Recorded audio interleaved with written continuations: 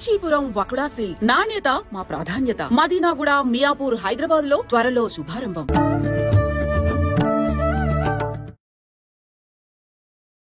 నమస్కారం, welcome to I ధర్మ మార్గం విత్ విజిత కార్యక్రమానికి స్వాగతం. ప్రస్తుతం మనతో పాటు ఉన్నారు ప్రముఖ జ్యోతిష వాస్తు పండితులు శ్రీ శ్రీ శ్రీ నానాజీ పట్నాయక్ గారు. ఇప్పుడు వారితో మాట్లాడి మరిన్ని విషయాలు తెలుసుకుందాం. నమస్తే అండి. శ్రీమాత్రే నమః.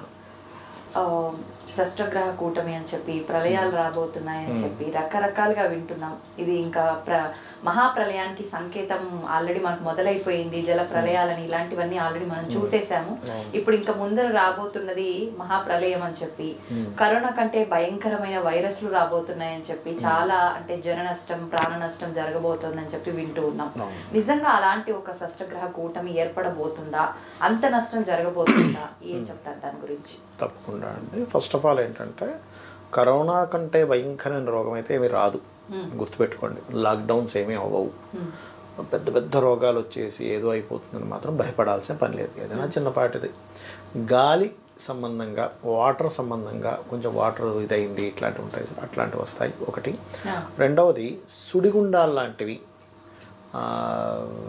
ఇట్లాంటివి వస్తుంటాయి, లేదా సముద్రాల్లో సుడిగుండాలు, వాటర్ రిలేటెడ్ బేస్ మీద. ఎందుకు అంటే వాయుతత్వ రాశులు, జలతత్వ రాశుల్లో కుజుడు సంచరిస్తున్నాడు. అంటే వాయుతత్వ రాశిలో ఉన్నాడు ప్రజెంట్, జలతత్వ రాశిలోకి వెళ్తాడు. అందువల్ల ఈ వాయుతత్వ రాశుల్లో ఉన్నంత కాలము గడిచిన 1 month నుంచి కూడా మీకు ఎయిర్లో కొంత మార్పులు వస్తాయి. అదేవిధంగా నెక్స్ట్ అంతా కూడా జలతత్వ రాశుల్లోకి షష్టగ్రహ కూటం వస్తూ శని రాహువులు అక్కడ కలిసి ఉండి కొంచెం గ్రహాలన్నీ ఒకవైపు వస్తున్నందుకు కొంచెం ఈ జలాల్లో అంటే సముద్రాల్లోనో నదుల్లోనో ఒక రకమైనటువంటి వాతావరణ మార్పు, ఒక సుడిగుండాల్లాగా ఒక గాలిలో లేచి తిరుగుతున్నట్టు ఉంటుంటాయి. అది ఎక్కువ విదేశాల్లో వస్తుంటాయి, ఇక్కడ కాదు, మళ్ళీ బయట దేశాల్లో అట్లాంటివి రావడం జరుగుతూ ఉంటుంది. అలాగే ఇక్కడ మరొక విషయం ఏంటంటే, మంచి ఎండాకాలం ఇది మనకి. మంచి ఎండాకాలంలో బోల్డంత వర్షం పడిపోద్ది. ఇదేమిటి ఇంత ఎండాకాలం వర్షం పడ్డం ఏంటి అనిపిస్తుంది. అది జరుగుతుంది, గుర్తుపెట్టుకోండి. ఈ విషయం మన దగ్గర జరుగుతుంది. అంటే ఎండాకాలం వర్షాలు పడ్డం ఏమిటి, సుడిగుండాలు రావడం ఏంటి, అల్పపీడనాలు ఏంటి అనిపిస్తుంది. వస్తాయి భారీ వర్షాలు ఉంటాయి. ఎందుకు అంటే దానికి సూత్రం ఏమిటి, ఏదో ఊరికే చెప్పడం కాకుండా, కుజుడు కర్కాటక రాశిలో ఉంటూ దానికి కోణస్థానంలో శని రాహువులు ఉన్నారు. షష్టగ్రహ కూటమి ఏర్పడింది, అది కూడా జలరాశుల్లో. అందుకని జల సంబంధంగా ఉంటాయి అన్ని ప్రళయాలు కావచ్చు. ప్రళయం అంటే ఏదో పెద్ద మునిగిపోద్దని కాదు, కొంచెం భారీగానే ఉంటుంది. ఎందుకంటే ఈ 4 గ్రహాలు, 5 గ్రహాలు, 6 గ్రహాలు కలవడం చాలామంది ఏదో కొన్ని 100 సంవత్సరాలకు వస్తుంది అంటారు. అట్లా ఏముండదు. 2-3 సంవత్సరాల కోసం 4-5 గ్రహాలు కలుస్తూనే ఉంటాయి. కాకపోతే ఏ రాశుల్లో కలుస్తుంది మోస్ట్ ఇంపార్టెంట్. అందుకని కరోనా కంటే భయంకరమైనది అయితే ఏమీ రాదు, అంత భయపడాల్సిన పని లేదు. ఎందుకంటే అలాంటివన్నీ 100 సంవత్సరాలకు ఒకసారి వస్తాయి. మనకు అది వచ్చి 4-5 సంవత్సరాలు కూడా అవుతుంది, మహా అంటే 5 సంవత్సరాలు అవుతుంది మహా అంటే. కాబట్టి అంత భయంకరమైనది అయితే ఏమీ రాదు, ఫస్ట్ అది గుర్తుపెట్టుకోండి. కాకపోతే ఈ శని రాహువులు ఎప్పుడైనా మీన రాశిలో కలుస్తున్నప్పుడు ఇది దేనికి సంకేతము అంటే, ఆధ్యాత్మికమైనటువంటి మార్గంలో ఉండేటువంటి పెద్ద పెద్ద పీఠాధిపతులకి ఇది కొంచెం జాగ్రత్తగా ఉండవలసిన సమయము. మామూలుగా ఆధ్యాత్మిక మార్గంలో ఉన్న వాళ్ళకి ఎటువంటివి కూడా వాళ్ళ దరికి చేరే అవకాశం చాలా తక్కువగా ఉంటుంది అంటారు కదా, కానీ వాళ్ళకే అంటే అలా కాదు. ఇక్కడ ఏంటంటే కాలంలో ఏ గ్రహాలు ఇటువైపు తిరుగుతుంటే వాళ్ళు ఇప్పుడు పెద్ద పెద్ద వాళ్ళందరూ పెద్ద పెద్ద పీఠాలు పెట్టుకున్న వాళ్ళు లేకపోతే ఉంటారు కదమ్మా, వాళ్ళందరూ ఒక పర్పస్ మీదకి వస్తారు. వాళ్ళకి అసలు ఏమనిపించదు, మనం కంగారు పడ్డం తప్పితే వాళ్ళకి ఆల్రెడీ ముందే తెలిసి ఉంటుంది. అంటే ఎట్లా నా పర్పస్ ఏమిటి, భూమి మీదకి ఎందుకు వచ్చాను, మళ్ళీ ఈ శరీరం అనే ఈ చొక్కాని ఇక్కడ వదిలేసి మళ్ళీ ఇంకో పర్పస్ మీద ఇంకో జన్మెత్తడం, ఇంకో దగ్గరికి వెళ్ళడం వల్ల ఇది ఉంటుంది. మనం కంగారు పడతాం అంతే. అయ్యో ఏమిటి వీళ్ళకి తెలియదా, ఇలా అయిపోతే వాళ్ళు మనల్ని కాపాడుకోవట్లేదా, ఇవన్నీ. ఇప్పుడు ఆదిశంకరాచార్యులు వారు ఉన్నారు, 32 years. ఆయన యాక్చువల్గా భూమి మీదకి వచ్చినప్పుడు 8 years అనుకొని వచ్చారు. కానీ అది పెరుగుతూ వచ్చింది. 8 కాస్త 16 అయింది, 16 కాస్త ఇంకో 8 సంవత్సరాలు, ఇంకో 8, అలాగా 3 8 8 4 32 సంవత్సరాలు ఆయన భూమి మీద తిరగవలసి వచ్చింది. యాక్చువల్గా వచ్చింది 8 years కోసం వచ్చారు ఆయన. 3 సంవత్సరాల కల్లా వేదం మొత్తం నేర్చుకున్నారు ఆయన. మొత్తం వేదంలో ఉన్న ఎవ్రీథింగ్ వచ్చి ఆయనకి 3 ఏళ్ళకే. అంటే ఇంకా సాక్షాత్ శంకరుడు ఎవరు నేర్చుకోగలుగుతారు చెప్పండి, మొత్తం వేదం 3 సంవత్సరాలు. మామూలుగా పెద్దవాళ్ళకి కొంచెం ఒక ఏజ్ వచ్చిన వాళ్ళకి 14-12 సంవత్సరాలు పడుతుంది. అది కూడా ఒక శాఖ నేర్చుకోవడానికి. మొత్తం ఎక్కడ నేర్చుకోగలరు? మామూలుగా ఎన్ని సంవత్సరాలు పడుతుంది సుమారు? మామూలుగా వీళ్ళంతా వేదం ఒక శాఖ ఒకటి కొన్ని ఒక్కొక్కరు ఒక్కొక్కటి తీసుకుంటారు. 12 years అట్లా సాధన చేస్తారు. అందులో మళ్ళీ ఘనాపాట్లు ఇట్లా ఉండేవాళ్ళు ఒక 18 years సాధన ఉంటుంది, 18-16 years ఉంటుంది. మరి అట్లాంటప్పుడు 3 years చిన్న ఏజ్లో అంటే అది భగవత్ స్వరూపానికి అది సాధ్యం. అలాగే కొంతమంది పర్పస్ఫుల్గా భూమి మీదకి పుట్టిన వాళ్ళకి ఈ మీనరాశిలో ఉండే కాంబినేషన్ కొంచెం వాళ్ళ యొక్క ఇది జాగ్రత్తగా ఉండాలి అని సూచిస్తుంది గ్రహం. అంటే ఇవి ఎందుకు మనం చెప్పుకుంటున్నామంటే వాళ్ళు కొంచెం ఏదైనా కొంచెం హెల్త్ కొంచెం ఇబ్బందిగా ఉన్న వాళ్ళు వెంటనే చూసుకొని జాగ్రత్త పడాలి. అలాగే బుధుడు ఈ షష్టగ్రహ కూటమిలో ఉన్నాడు. ఉన్నప్పుడు ఏంటి అంటే కొంచెం షేర్ మార్కెటింగ్ విషయాల్లో ఫ్లక్చువేషన్స్ వస్తాయి. అంటే ఏదో ఇది పెరుగుతుంది అనుకుంటే ధామని కిందకి రావడం, ఇది కిందకు వస్తుంది అనుకుంది పైకి వెళ్ళడం, ఈ ఫ్లక్చువేషన్స్ ఎక్కువ ఉంటాయి, అంచనాలు తారుమారవుతాయి. హ్యాకింగ్స్ ఎక్కువగా జరుగుతాయి షష్టగ్రహ కూటం వల్ల. అంటే పెద్ద పెద్ద కంపెనీస్కి సంబంధించిన కొన్ని హ్యాక్ అవుతాయి చూసారు. ఒక్కోసారి గూగుల్ వాళ్ళు కూడా హ్యాక్ అవుతుంటాయి. ఇప్పుడు ఇలా అయింది ఏంటంటే ఒక 2 గంటల సేపు ఏదో అయింది. మనకి వాట్సాప్ కూడా అవుతుంటుంది అప్పుడప్పుడు. అయ్యో మొత్తం ఆగిపోయింది వాట్సాప్, అయ్యో ఏంటి ఎవరిది వెళ్ళట్లేదు అనుకున్నాం. అలాంటివి ఏమైనా టెక్నికల్ రిలేటెడ్, కమ్యూనికేషన్ రిలేటెడ్ సంబంధించినవి కొన్ని హ్యాకింగ్స్ జరుగుతాయి ఈ షష్టగ్రహ కూటమి సంబంధం విషయంలో. ఇలాగా మార్కెట్ ఫ్లక్చువేషన్స్, బిజినెస్లో కొన్ని రకరకాల కొత్త ఇవి వల్ల కొంత ఇబ్బంది పడ్డము. మరలా అదే షష్టగ్రహ కూటమిలో బుధుడు ఉండగా శుక్రుడు కనుక వక్రగతి పోయి నీచభంగ రాజయోగం జరిగితే బిజినెస్లో అద్భుతమైన కొన్ని టెక్నిక్స్, కొన్ని అద్భుతమైన కొన్ని ఇన్వెన్షన్స్ కూడా జరుగుతాయి దీనివల్ల. అది కాబట్టి ఇది అయితే ఇక్కడ మళ్ళీ షష్టగ్రహ కూటమి ఒక్కొక్క లగ్నం వారికి కొన్ని జాగ్రత్తలు, కొన్ని మంచి కూడా జరుగుతుంది. ఎంతసేపు బ్యాడ్ అని కాదు ఇక్కడ. ఏమిటా మంచి అంటే, ఒకటి మేషం వారికి విదేశాలకు వెళ్ళేటువంటి యోగాన్ని ఇస్తుంది. వృషభం వారికి అన్ని రకాల లాభాలు ఇస్తుంది లాభస్థానంలో కాబట్టి. మిథునం వారికి విదేశీ ఉద్యోగ యోగము, రకరకాల ఉద్యోగాలకి వాళ్ళకి ఎలిజిబిలిటీ లేకపోతే రకరకాల ఉద్యోగాల అవకాశాలు రావడం జరుగుతూ ఉంటుంది. కర్కాటకం వారికి ప్రత్యేకంగా వీరికి ఏంటంటే ఇది హయ్యర్ ఎడ్యుకేషన్ పనికి వస్తుంది. మరి జాగ్రత్తలు ఏమిటంటే కర్కాటకం వారు మనీ విషయంలో జాగ్రత్తగా ఉండాలి, మిథునం వారు కమ్యూనికేషన్స్లో జాగ్రత్తగా ఉండాలి, వృషభం వారు ఏదైనా ల్యాండ్స్ తీసుకునే విషయంలో జాగ్రత్తగా ఉండాలి, మేషం వారు సంతానం విషయంలో జాగ్రత్తగా ఉండాలి. అలాగే సింహం వారికి కనుక చూసుకున్నట్లయితే వాళ్ళు కొంచెం వాహనాల మీద వెళ్ళేటప్పుడు జాగ్రత్తగా ఉండాలి. కానీ రీసెర్చెస్ వైజ్గా బాగుంటుంది సింహం వారికి. ఇక కన్య వారు ఇన్వెస్ట్మెంట్స్ విషయంలో జాగ్రత్తగా ఉండాలి. అండ్ వీళ్ళకి వివాహ సంబంధాలు తొందరగా కుదురుతాయి. సప్తమంలో అధిక గ్రహాలు ఉన్నాయి కదా అలాగా.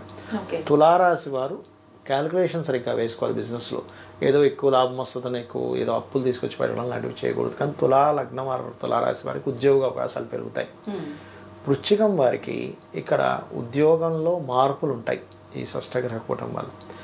అంటే దీని అర్థం ఏమిటి, మీరు ముందుగా ఇంకో ఉద్యోగం కోసం రెడీగా ఉండండి. ఇక ఏదో ఎవరినో భయపడడానికి జ్యోతిషాస్త్రం ప్రిపరేషన్ కోసం అట్లా.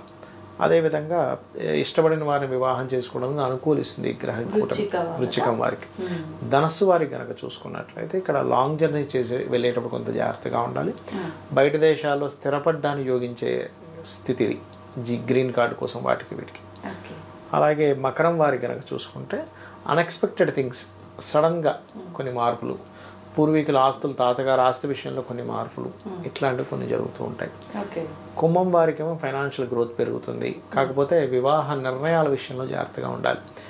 మీనం వారికి ఓవర్లోడ్, ఎక్కువ గ్రహాలు అక్కడే వచ్చి కూర్చున్నాయిగా, ఎక్కువ పనులు పెట్టేసుకుని అయ్యో ఆ పని ఈ పని హడావిడి ఎక్కువ ఉంటుంది, అప్పులు ఎక్కువగా ఇవ్వడం, అప్పుల విషయంలో జాగ్రత్తగా ఉండాలి మీనం వారు. బట్ ఎవ్వరు వాళ్ళకి గ్రహం అంటే వాళ్ళ నక్షత్రం తెలిసినా తెలియకపోయినా, రాశి తెలిసినా తెలియకపోయినా, లగ్నం తెలిసినా తెలియకపోయినా ఒకటే చండీ పారాయణము లేదా దుర్గా సప్తసతి లేకపోతే ఓం నమో నారాయణాయ అనే నామమంత్రము ఇలాంటివి రెగ్యులర్గా చేసుకుంటూ ఉంటే ఎటువంటి ఇబ్బంది ఉండదు. గోవులకు కాస్త గోసేవ చేయడం కానీ, నవగ్రహాల్లో శని, రాహు, కుజ, కేతు గ్రహాల దగ్గర దీపారాధన చేసినట్లయితే దీని యొక్క ప్రభావం ఏమీ ఉండదు.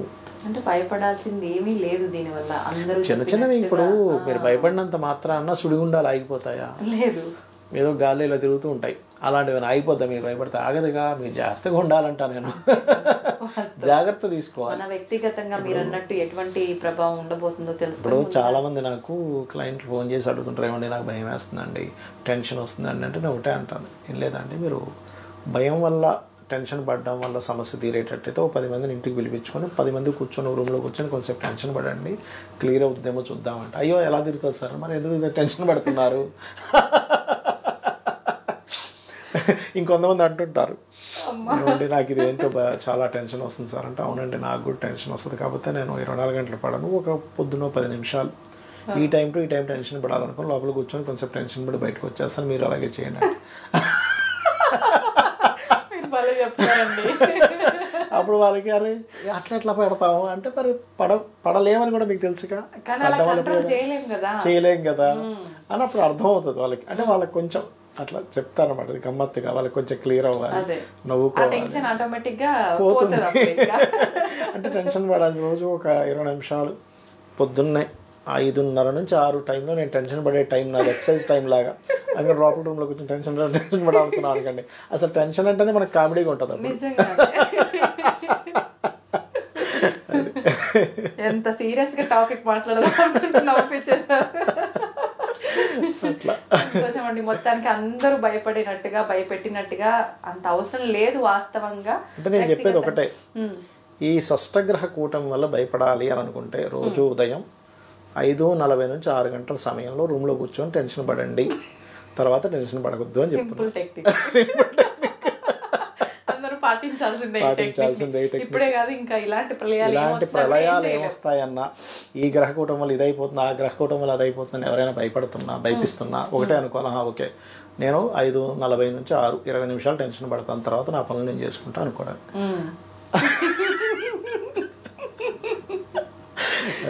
అనుకుని ఉంటారు ఎవరన్నా, అంటే సీరియస్ గా ఉన్న వాళ్ళు అనుకుంటారు వీళ్ళకి ఇది కామెడీ అయిపోయింది మా బాగా. అంటే నా ఉద్దేశం ఏంటంటే, టెన్షన్ పడితే సమస్య తీరదుగా. వాస్తవం అక్కడ ఏం చేయాలో అది చేయాలిగా. భగవంతుడిని పట్టుకోండి, భగవంతుని నామస్మరణ చేసుకుని ఓం నమో నారాయణాయ, శ్రీమాత్రే నమః, నమ శివాయ అనుకుని అమ్మవారు రక్షిస్తుంది, స్వామివారు రక్షిస్తారు. ఎందుకు టెన్షన్ పడతాను? టెన్షన్ పడితే సమస్య తీరేటట్టు అందరం టెన్షన్ పడతాం కూర్చొని శుభ్రంగా. ఫ్యామిలీ ఫ్రెండ్స్ అందరికి ఫోన్ చేసి వచ్చేసేయండి రా, అందరం టెన్షన్ పడతాం, పోతుంది సమస్య తీరిపోతుంది. అది నా ఉద్దేశం. అది మీరు చెప్పింది, కానీ ఆలోచించాలి నిజంగా దాని నుంచి బయటికి ఎలా రావాలి అని చెప్పి. అంతే. సంతోషం అండి, చాలా మంచి విషయాలు తెలియజేశారు, ఆఖరిన నవ్విపించి ఏడిపించేశారు. హోలీ పండగ రోజు ఆచరించాల్సిన విధి విధానాలు ఏంటి, అంటే అసలు నిజంగా ఆ రంగుల పండుగ అనేది ఎందుకు జరుపుకుంటారు, దాని వెనకాల ఆంతర్యం ఏంటి, ఆ రోజు మనం నిజంగా ఎటువంటి విధి విధానాలు ఆచరిస్తే బాగుంటుందో తెలియజేయండి. తప్పకుండా అండి. ఫస్ట్ ఆఫ్ ఆల్ ఏంటంటే, హోలీ పండగ రోజు మనకి ఎట్లా అయితే ముందు రోజు కామున్ని కాల్చడము, అండ్ మనం భోగి రోజు ఎలా అయితే ఇంట్లో ఉండేటువంటి పాత వస్తువులన్నీ పడేస్తాము, అందులో ఆ రోజు కూడా ఇట్లాగే చేస్తారు. కాకపోతే సర్వసాధారణంగా అందరికీ పైన తెలిసినటువంటి విషయం ఏంటంటే, హోలిక రాక్షసికి సంబంధించింది. అట్లా అదేవిధంగా రంగులు పులుముకోవడం, సంబరాలు జరుపుకుంటారు. కానీ హోలీ పండగ రోజు ఉన్నటువంటి గ్రహస్థితి మీరు కనుక గమనించినట్లయితే, పర్టికులర్గా డిజైర్ ఫుల్ఫిల్మెంట్ అయ్యేటువంటి గ్రహస్థితిలో ఉంటుంది రవిచంద్రులు ఇద్దరు కూడా. కర్మని తొలగించేటువంటి స్థితి, డిజైర్ ఫుల్ఫిల్మెంట్ అయ్యేటువంటి స్థితిలో ఉంటాయి రవిచంద్రులు ఇద్దరు కూడా. అంటే సరిగ్గా మీకు కుంభ మీన రాశులకి ఎండింగ్ డిగ్రీస్లో ఉంటాడు చంద్రుడు రవి. ఇక్కడేమో సింహానికి మరియు కన్యకి మధ్యలో ఉంటాడు దాదాపుగా, అంటే అప్పుడే మారడం ఇట్లాంటివి జరుగుతూ ఉంటాయి. అయితే ఎప్పుడైనా సరే సింహ సంబంధము కుంభ సంబంధము ఏంటంటే, మీరు అనుకున్నటువంటి ఏదైతే ఒక మంత్ర జపం చేస్తుంటారో, అది అమ్మవారి నామం కావచ్చు, ఏదైనా కావచ్చు, చేస్తారో దాని యొక్క సక్సెస్ అనేటువంటిది కంప్లీట్గా వచ్చేటువంటి ఆ గ్రహస్థితి అది. సో అందుకని మనం పౌర్ణమికి ఎలా అయితే చనివిడి నైవేద్యంగా పెట్టి దాన్ని అందరికీ డిస్ట్రిబ్యూట్ చేయడం, ఇంట్లో వాళ్ళు తినడం చేస్తామో, ఈరోజు పర్టికులర్గా ఎంత లలిత చేసుకుంటే అంత మంచి ఫలితం వస్తుంది.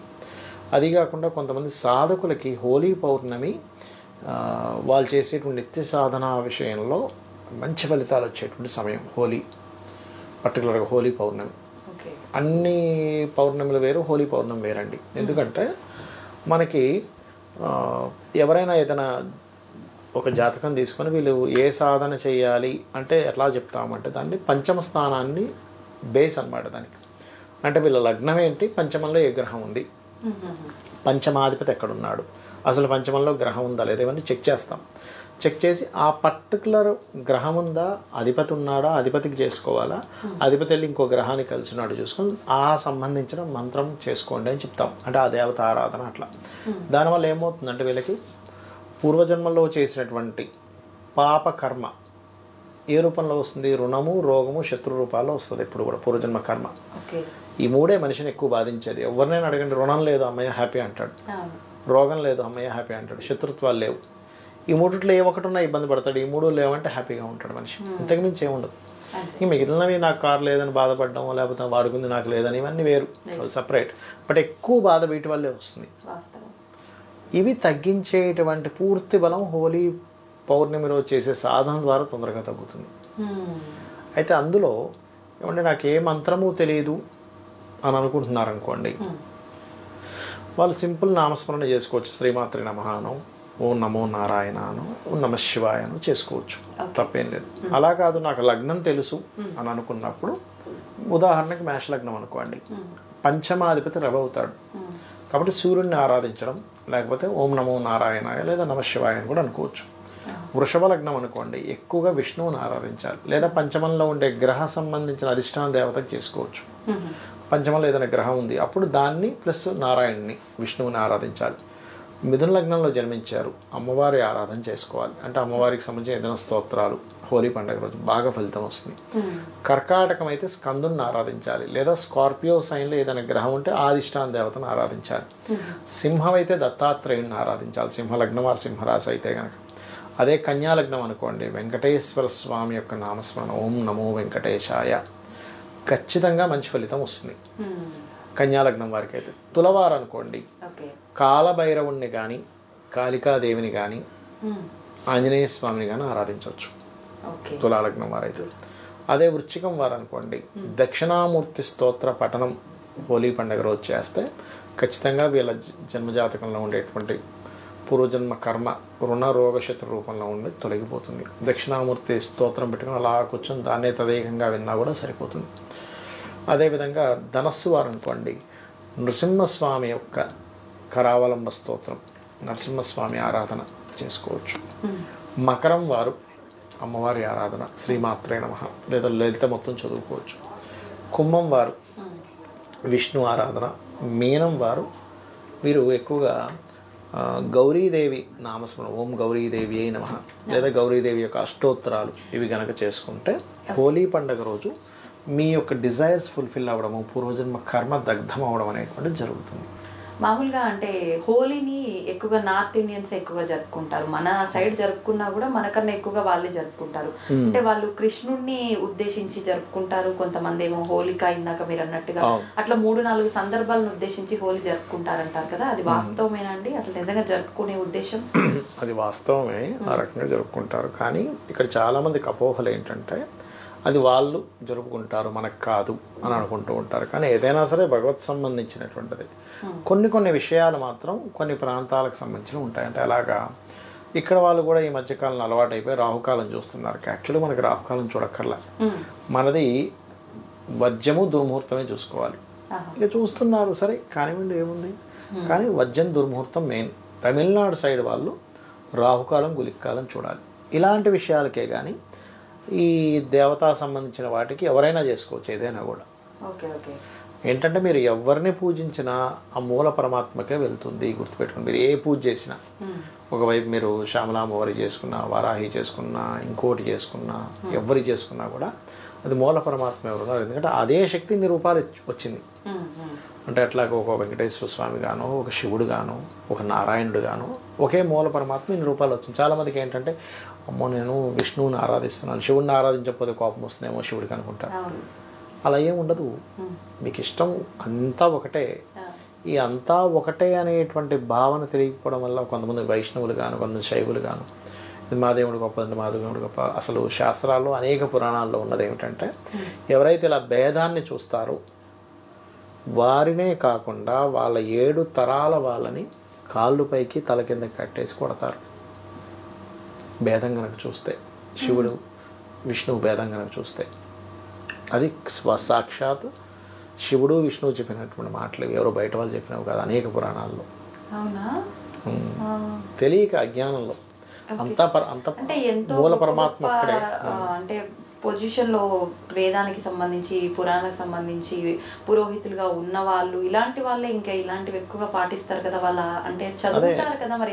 అదే చెప్తున్నాను కదా, అది ఎట్లా అంటే ఒక స్టేజ్కి వెళ్ళిపోయేసరికి అదొక తెలియని ఒక దీంట్లోకి వెళ్ళిపోతారండి. అది దాని నుంచి బయటపడడం మామూలు విషయం కాదు, అది చాలా డేంజర్ అది. ఎందుకంటే శాస్త్రాలు మనకేం చెప్తున్నాయి, మూల పరమాత్మ ఒకడు ఉన్నాడు, ఇవన్నీ అవతారాలు, బ్రహ్మ విష్ణు రుద్రుడు, సృష్టి స్థితి లయ. కాబట్టి ఈ ఫార్మేట్లో ఉండాలి. ఎవ్రీ సెకండ్ సృష్టి స్థితి లయలు జరుగుతూనే ఉంటాయి మన బాడీలో. చూడండి, సెల్స్ చనిపోతుంటే మళ్ళీ పుడుతూ ఉంటాయి, మళ్ళీ నడిపిస్తూ ఉంటాయి ఈ బాడీని, అంతే కదా. అలా నడిపిస్తున్నటువంటి దాంట్లో బ్రహ్మ ఇస్ క్రియేషన్. ఆ క్రియేట్ అయింది నడవాలి కాబట్టి విష్ణువు, అది నడుస్తున్నటువంటిది ఎక్కడో దగ్గర ఎండ్ అవ్వాలి కాబట్టి రుద్ర. ఈ మూడో ఉండకుండా ఎట్లా ఉంటుంది? కాబట్టి మూడు ఒకటే అనే విషయం మనం అర్థం చేసుకోవాలి. ఇక్కడ నుంచి నేను బయలుదేరేటప్పుడు నేను కాదా స్టార్ట్ అయ్యాను, ఇది బ్రహ్మ. ఇక్కడ నుంచి జర్నీ చేసింది, దట్ ఈస్ విష్ణు. పాయింట్కి చేరుకున్నది, దట్ ఈస్ రుద్ర. ఎండ్ అయింది అక్కడ. అంతేగాని అది అట్లా అంటే ఒకటే మూడు చేయలేదా నేను? అది అర్థం కాక ఒకటే కొట్టేసుకోవడం, మేము గొప్ప అంటే మేము గొప్ప అనుకోవడం. అసలు ఎంత నవ్వుకుంటారు, పిచ్చోడు చూసినట్టు నవ్వుకుంటారు. అక్కడి నుంచి పైనుంచి దేవతలు వీళ్ళు చేసే పిచ్చి పనులు చూసి కానీ గట్టిగానే వేస్తారు, శిక్ష కూడా ఉంటుంది దానికి. ఈ ప్రభావం కూడా అంటే ఇది కూడా మనలో మనం చేసే ఒక కర్మే కదా, ఈ ప్రభావం కూడా ఖచ్చితంగా చాలా పెద్ద. ఎందుకంటే ఇప్పుడు మీరు సరే ఓకే, విష్ణు మన శైవులు అనుకుందాం, విష్ణు ఆరాధకుల్ని ఇంకో రకంగా చూసినట్టేగా. అప్పుడు ఏమవుతుంది, దేవతా దూషణ చేసినట్టు అవుతుంది. దేవతను దూషించడం కంటే కూడా దేవతను పూజించేవాడిని దూషిస్తున్నారంటే డైరెక్ట్గా దేవతను దూషించినట్టే. అదేవిధంగా వైష్ణవుడు ఉన్నాడు, ఒక శివభక్తుడిని దూషిస్తున్నాడు, అప్పుడు శివుని దూషించినట్టేగా. లేదా ఒక అమ్మవారి భక్తుడు ఉన్నాడు, వీళ్ళిద్దరిని దూషిస్తున్నాడు, లేదా వీళ్ళిద్దరు అమ్మవారి భక్తుడు, మీది కాదు నాది గొప్పని. ఎంత పెద్ద మూర్ఖత్వం, ఎంత పెద్ద పిచ్చి అంటే అది. ఆ పిచ్చి నుంచి బయటపడాలి ఫస్ట్. అంతా ఒకటే అనే విషయం తెలుసుకోవాలి. అమ్మో చాలా మంది ఉన్నారు, అసలు చాలా మంది ఉన్నారు, పడిపోతారు. అది ఆ తత్వము అంతా ఒకటే అనేటువంటి భావన తెలియనంతసేపు అసలు స్పిరిచువాలిటీలో ఉన్నట్టే కాదు అసలు వాళ్ళు. అసలు స్పిరిచువాలిటీ అంటే అందరూ ఏమనుకుంటారంటే, ఇప్పుడు మనం చెప్పుకుంటున్నాం ఇదేదో ఈ పౌర్ణమి వచ్చిందనో అదనో వచ్చినప్పుడు పూజ చేసుకోవడం కాదండి. స్పిరిచువాలిటీ అంటే అంతటా నిండున్నటువంటి భగవంతుడిని చూడటం, అన్నిట్లో భగవంతుడు ఉన్నాడని అర్థం చేసుకోవడం, అంతటా అన్నిట్లో ఉన్నాడు, అందరిలో ఉన్నాడు అని చెప్పి వాళ్ళని గౌరవించడం స్పిరిచువాలిటీ అంటే. నీలో ఒక భగవంతుడు ఉన్నాడు కాబట్టి నేను గౌరవిస్తాను, నువ్వు భగవంతుడు, అహం బ్రహ్మాస్మి అంటారు కదా. అలా అందరిలో ఉన్నాడు, నాలో ఉన్నాడు, అంతటా ఉన్నాడు. అంతేగాని నేను చేసింది గొప్ప, నువ్వు చేసేది ఏమీ లేదు, అట్లాంటివన్నీ పిచ్చి మాటలు. వాస్తవం అండి మీరు చెప్పింది. నిజంగా ప్రతి ఒక్కరు ఇలాంటి పిచ్చితనంలోనే కొట్టుమిట్టాడుతూనే ఉన్నారు. ఆఖరి శ్వాస వరకు ఇలాంటి యుద్ధాలు నడిపిస్తూనే శ్వాస వదిలిన వాళ్ళు చనిపోయాక అర్థమవుతుంది. ఈ శరీరం నుంచి బయటపడతాడు చూసారా, ఆత్మ ఇట్లా బయటకు వస్తుంది చూసారా చనిపోయాక, అప్పుడు అసలు నిజం తెలుస్తుంది. అప్పుడు ఏం చేయలేడు మనిషి, చెప్పలేడు, చేయలేడు, మారలేడు. అది గిలగిల అదేదో కుడితిలో పడ్డ ఎలక అంటారు సో, అప్పుడు గిలగిల కొట్టుకుంటూ ఉంటాడు మనిషి. అరే నేను ఎన్ని రోజులు ఏందో అనుకున్నా, అంతా ఒకటే. అప్పుడు అర్థమవుద్ది. మళ్ళీ ఇంకో జన్మెత్తేసి మళ్ళీ అదే మాయలో పడిపోతాడు. మానవ జన్మ అంటేనే మాయ అన్ని మరిపించేస్తాడు భగవంతుడు. భగవంతుడు మరిపిస్తాడు అనే కంటే కూడా మనిషే అతని యొక్క పూర్వజన్మ వాసనల వల్ల అలా తయారవుతాడు. భగవంతుడికి అందరూ ఏమనుకుంటారంటే, భగవంతుడు నాకు కష్టాలు ఇచ్చాడు, భగవంతుడు నాకు ఇక్కడ అనుగ్రహించాడు అంటారు. ఒకటే, ఆయనకి బోల్డ్ అంత పని ఉంటుందండి. మనకు కష్టాలు ఇవ్వడమే ఆయన పని కాదు. మన ఆలోచనల వల్ల, మనం చేసే కర్మల వల్ల, మనం పూర్వజన్మలో చేసుకునే కర్మల వల్ల వస్తుంది. ఇప్పుడు మీకు ఈ దేశానికి ఒక సీఎం ఉంటాడు, ఈ దేశానికి ఒక పిఎం ఉంటారు, ఒక ప్రెసిడెంట్ ఉంటారు, లేకపోతే ఈ రాష్ట్రానికి ఒక సీఎం ఉంటారు. సీఎం పని కట్టుకొని మిమ్మల్ని ఏమైనా ఇబ్బంది పెడతాడా? మీరేదో సరిగ్గా జాబ్ చేయకపోవడం వల్ల ఇంకో దళవల్ల అవుతుంది. అలా కాదండి, మొత్తం మొత్తం ఫలానా వాళ్ళండి, ఆయనే మనకి ఇప్పుడు ఇబ్బంది ఇస్తున్నా అంటే అట్లా ఎంత సిల్లీగా ఉంటుంది. అలాగే ఉండదు. ఎందుకు ఉంటుందండి? సీఎంకి బోల్డ్ పనులు, మిమ్మల్ని కారణం చేయాల్సిన అవసరం ఉండదు సీఎంకి. అలాగే పరమాత్మకి ఆయన పోషించడం, రక్షించడం ఆయన పనులు. మీ కర్మల చేత మీరు ఇబ్బంది పడుతూ పరమాత్మ మీద వేస్తుంటారు తీసుకెళ్ళి నిందని. మనం చేసే మంచి పనులు, ఆధ్యాత్మిక వాటి వల్ల మళ్ళీ మనం తగ్గించుకొని ముందుకెళ్ళే. ఇంకోటి ఏంటంటే, ఈ దీంట్లో చాలా మందికి వచ్చే డౌట్ ఏంటంటే, అయ్యో నేను ఇన్ని పూజలు చేస్తాను, నాకు ఎందుకు కష్టం వచ్చింది? ఈ కష్టం ఇప్పుడు నువ్వు పూజలు చేయకపోవడం వల్ల, చేయడం వల్ల వచ్చింది కాదు. ఒక 10-20 జన్మలు, ఒక 100 జన్మలు ఉంటాయి. ఇక్కడ నువ్వు ఈ కర్మ అనుభవించాలంటే అక్కడి నుంచి వచ్చింది ఏదో అక్కడ ఉంటుంది. అది పరమాత్మకు తెలిసి ఇలా హై విజన్లో చూస్తుంటాడు, ఓకే ఈ కర్మ అనుభవించాలి అంటే. యాక్చువల్గా ప్రతి కర్మ ఒక సైకిల్లా నడుస్తుంది. దాన్ని మనం అర్థం చేసుకోవడం. ఇప్పుడు నాకు కడుపు నొప్పి వచ్చింది అనుకోండి, ఉదాహరణకి నాకు కడుపు నొప్పి రావడం నాకు చెడ్డ, కానీ ఒక డాక్టర్కి అది మంచిది, ఒక మెడికల్ షాప్ వాడికి అది మంచిది, ఒక అంబులెన్స్కి అది మంచిది, అంతే కదా. ఒక మలేరియా దోమ మనం అనుకున్నాం, మలేరియా దోమ కుట్టినందుకు హాస్పిటల్స్ నడుస్తున్నాయి. అలా అని మలేరియా దోమను పెంచమని నేను చెప్పట్లే. మనకి మన పాయింట్ ఆఫ్ వ్యూలో అది బ్యాడ్ అనుకుంటాము, కానీ ఇంకొక పాయింట్ ఆఫ్ వ్యూలో మంచిది. ఒక పిల్లవాడు చదవట్లేదు, అయ్యో వీడు చదవట్లేదు, 1 ట్యూషన్లో జాయిన్ చేస్తాం. ట్యూషన్ చెప్పే వాళ్ళకి అది ఇస్తుందిగా. ఒక టైర్ పంచర్ అయింది, పంచర్ వేసుకునే వాడికి అది ఉపాధి కలిగిస్తుందిగా. ఒక సైకిల్ నడవడానికి అనేకమైన జరుగుతుంటాయి. మనం ఎంతసేపు ఎప్పుడూ మంచిగా జరగాలి, ఒక్క చిన్న నాకు టైర్ పంచర్ అవ్వకూడదు, నాకు కడుపు నొప్పి రాకూడదు, తలనొప్పి రాకూడదు, జ్వరం రాకూడదు అనుకోవడం తప్పు అంటాను నేను. అన్నిట్లో పరమాత్మ చూసుకుంటూ వెళ్ళిపోవడమే, సైకిల్ నడుస్తుంది అనుకోని. చాలా మంచి మాట. అంటే మంచి వెనకాలే చెడు, చెడు వెనకాలే మంచి, అన్ని కనెక్ట్ అయి ఉంటుందండి. మనకి చెడు కానీ డాక్టర్కి అది చెడు కాదుగా. ప్రతిదీ ఒక ఎరుకతో ఉంటే ఇలాంటివన్నీ కూడా అర్థం చేసుకోవచ్చు. ఇప్పుడు డాక్టర్ గారిని ఒక ఆయన మంచి ఆశీర్వదించాడు, నువ్వు బాగా వర్ధిల్లాలన్నప్పుడు ఎలా వర్ధిస్తాడు డాక్టర్ గారు? ఎవరికో హెల్త్ చూస్తేనేగా. అంతేగా మరి. ఒకటి ఆరోగ్యం పాడైతేనే ఆయన వర్ధిల్లుతాడు మరి. మరి అలా అంటే ఆయన కర్మ ఉంది అక్కడ, ఆరోగ్యం పాడయ్యే కర్మ ఉంది, డాక్టర్ని కనెక్ట్ అయ్యాడు. సంతోషం అండి, చాలా మంచి విషయాలు తెలియజేశారు. మనం ఎక్కడో మొదలుపెట్టి ఎక్కడికో వచ్చేసాము, కానీ చాలా బాగుంది టాపిక్ అంతా కూడా. నమస్తే అండి. శ్రీమాత్రే నమః.